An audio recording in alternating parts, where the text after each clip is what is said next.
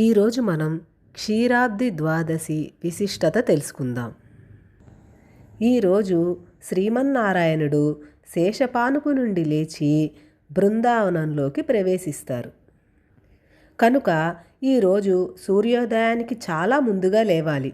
3 గంటల నుంచి 4 గంటల మధ్యలో లేవాలి.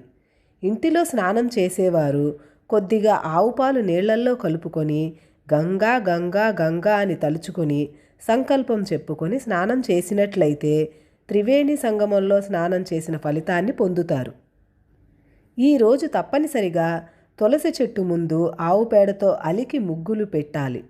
ఆలయానికి వెళ్ళి ఇటు విష్ణువుని అటు శివుణ్ణి తులసి బిల్వ పత్రాలతో పూజించాలి. ధనం ఉన్నటువంటి వాళ్ళు గోదానం తప్పక చేయాలి అనుకున్న వాళ్ళు దూడతో సహా ఉన్న ఆవుని దానం చెయ్యాలి. ఈరోజు స్వయంపాకంతో పాటు మినుములు కానీ మినపప్పు కానీ దానం చేసిన వారికి శని దోషములు పోతాయి. ఈరోజు యజ్ఞోపవీతమును దక్షిణతో బ్రాహ్మణునికి దానం ఇచ్చిన వారు ఇహపర సుఖములు పొందుతారు. ఈరోజు ఒక తులసి ఆకుని నమిలి మింగిన వారికి గోలోక ప్రాప్తి కలుగుతుంది.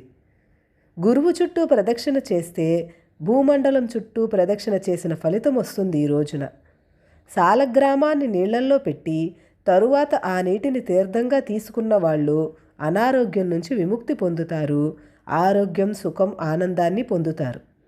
ద్వాదశి నాడు సాయం సంధ్యా సమయంలో సాలగ్రామాన్ని తులసిదళంతో దక్షిణతో సహా ఒక పండితునికి దానం చేసిన వారికి ఆడవారికైతే వైధవ్యం ఉండదు, మగవారికి విదూరత్వం ఉండదు.